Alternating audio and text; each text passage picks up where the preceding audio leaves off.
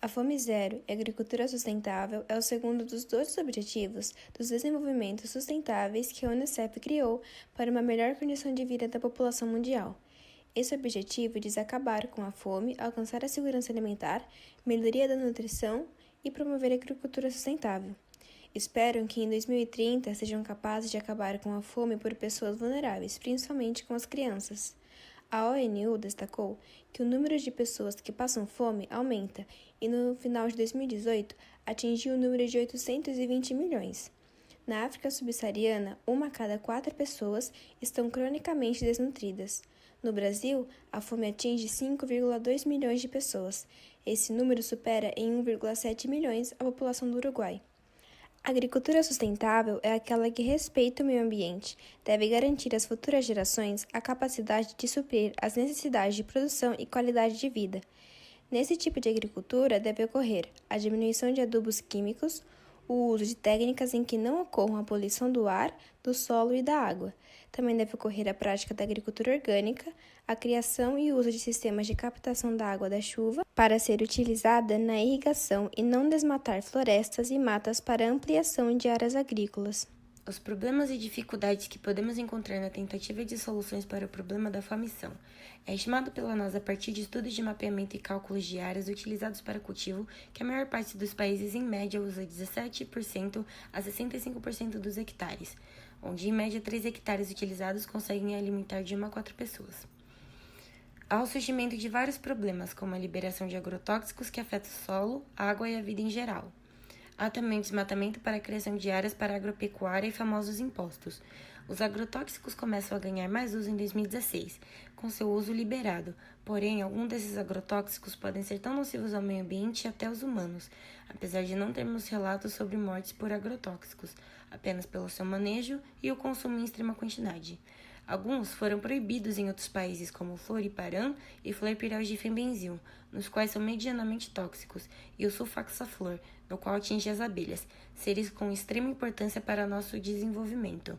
Com a taxa de produção orgânica baixa, se precisássemos de áreas desmatadas para plantio, isso seria um problema ao meio ambiente. Outro fator problemático é o desmatamento para abrir espaços para a agropecuária, que, de acordo com o IBGE, a agricultura entre 2000 a 2010, um pouco antes do pico do desmatamento, cerca de 236.600 km² foram desflorestados no Brasil. Esta área é equivalente ao estado de São Paulo, e já na pecuária, cerca de 127.200 mil km² foram desmatados ou queimados.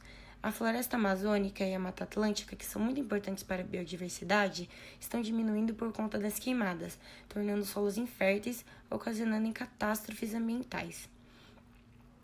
Dois outros problemas que podem surgir na tentativa de solucionar o problema da fome mundial é o aumento da produção de lixo, causado por embalagens de comida que não são descartadas ou recicladas corretamente, o que pode gerar, além de problemas ambientais, a extinção de muitas espécies, principalmente marinhas.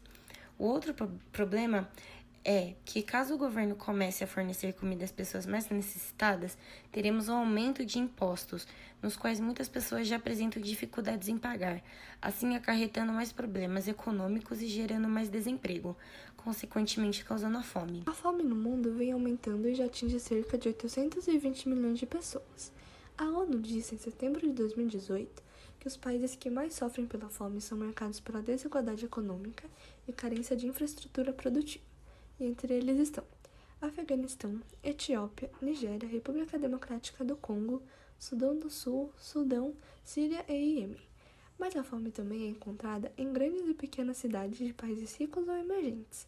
As causas que a fome traz são principalmente alterações ao nosso organismo, e as principais são a perda de massa muscular e dos tecidos gordurosos, que provoca o emagrecimento brusco e debilidade física, causando a interrupção do crescimento, assim causando a desnutrição, a anemia, o raquitismo e algumas outras doenças causadas pela falta de vitaminas no corpo.